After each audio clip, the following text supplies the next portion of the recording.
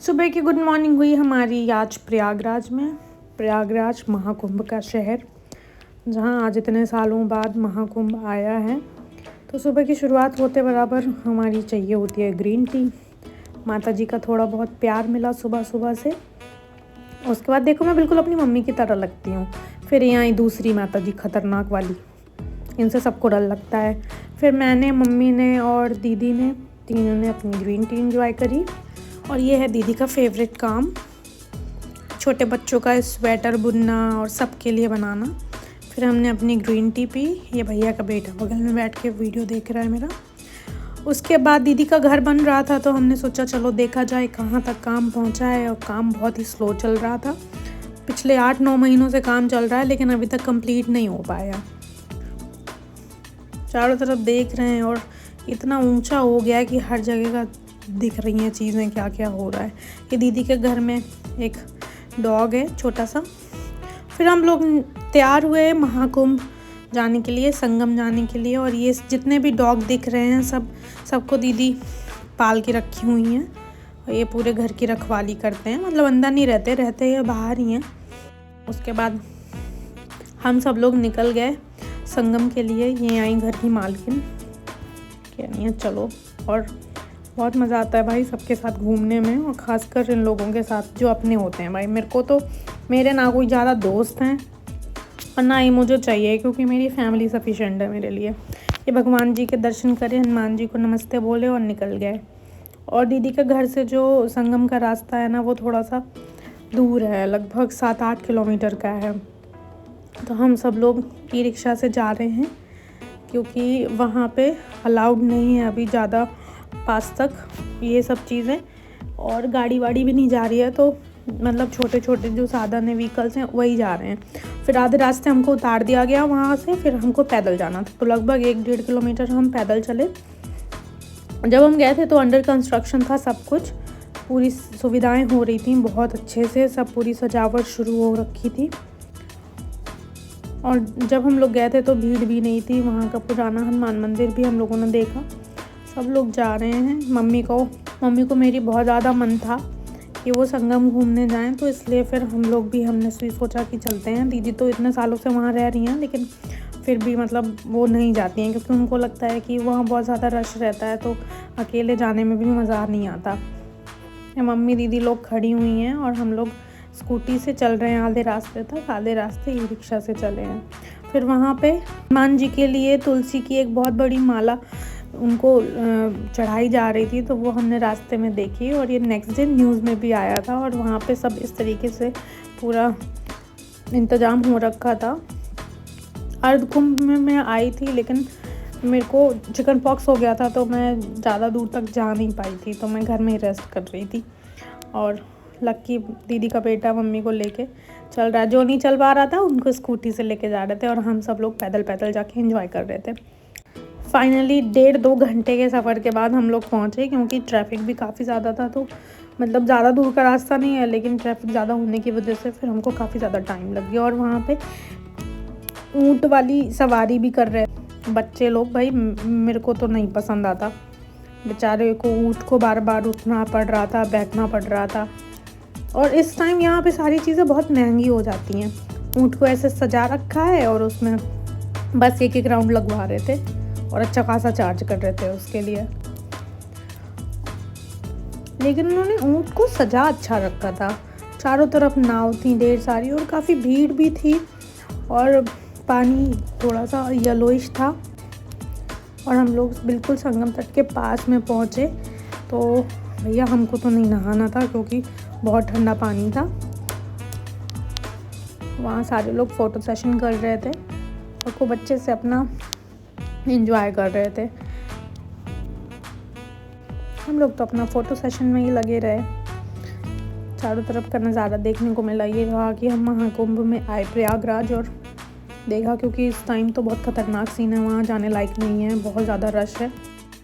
लेकिन उस दिन का मौसम भी ख़तरनाक था। जब हम गए थे तो वहाँ पे काफ़ी ज़्यादा ठंडी हवा चल रही थी, मतलब धूप नहीं थी। लेकिन 1-2 घंटे के बाद ना अच्छी खासी वहाँ पे धूप निकल आई थी, जिसकी वजह से मौसम थोड़ा सा अच्छा हो गया था। ये हमारी दीदी जी यहाँ से वहाँ टहल रही हैं, बोल रही हूँ फ़ोटो क्लिक करो, मेरी वीडियोस बनाओ। उनको क्या नहीं, सही सी लोकेशन नहीं मिल पा रही है मेरे को, और पता चला मैं फिसल के गिर गई तो फिर बढ़िया ही फ़ोटो क्लिक हो जाएगी मेरी।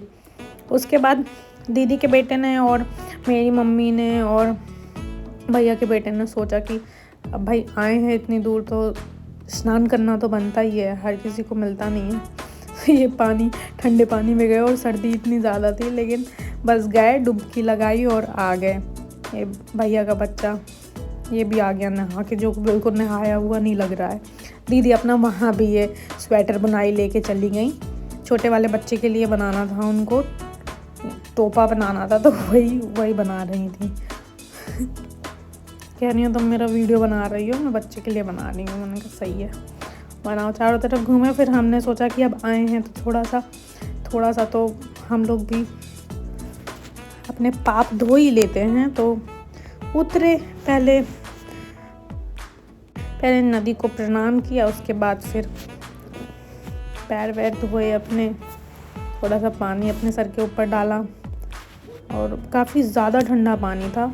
मतलब जो लोग नहा रहे थे तो उनको तो देख के हमें ही ठंड लग रही थी, लेकिन मतलब सुविधा काफ़ी अच्छी थी, क्योंकि यहाँ पे उन्होंने ये सीमेंट की बोरियाँ लगा रखी हैं, और बाकी आगे जाते जाएंगे जितना तो रेत काफ़ी ज़्यादा है, तो मतलब उसके आगे तो उन्होंने जाना अलाउड ही नहीं कर रखा है। फिर उसके आगे तो नाव वाव हैं, और काफ़ी सारे उन्होंने चेन वेन लगा रखी हैं, जिससे ज़्यादा गहराई में नहीं जाने दिया जा रहा। हम लोग तो बस इतना ही गए, 2-4 कदम आगे तक, इतने में ही बिल्कुल ठंडा ठंडा पानी था। तो दीदी कह रही है ज़्यादा आगे मत जाओ वरना कपड़े गीले हो जाएंगे और सूखेंगे भी नहीं। तो मैंने कहा सही है, चलो अपनी वीडियो फ़ोटो तो कम से कम बनवा ही लेते हैं कि भैया हम आए महाकुंभ में, प्रयागराज। तो कुछ यही मेमोरीज़ रह जाएंगी, आगे जब बुढ़े हो जाएंगे तो यही सब देखेंगे कि हम लोग तो गए थे भाई।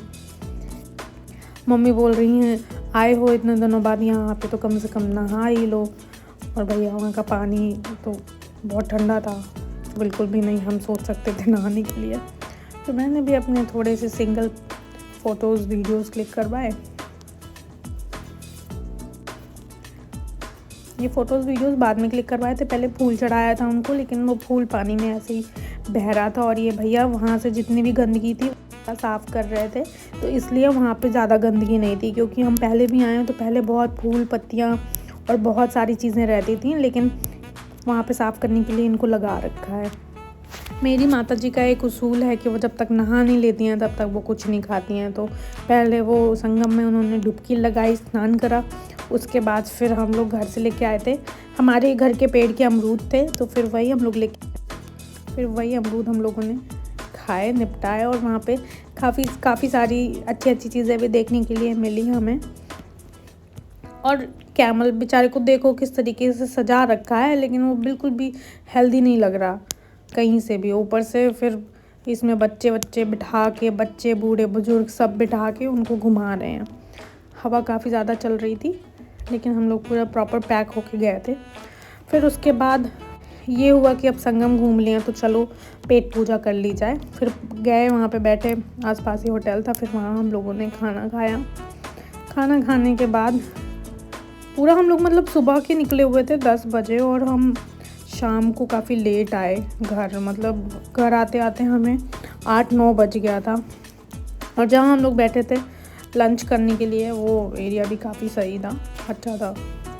फिर उसके बाद खाना वाना फिनिश करने के बाद बच्चों ने बोला कि उनको ये मीठा वाला दूध पीना है, रबड़ी वाला।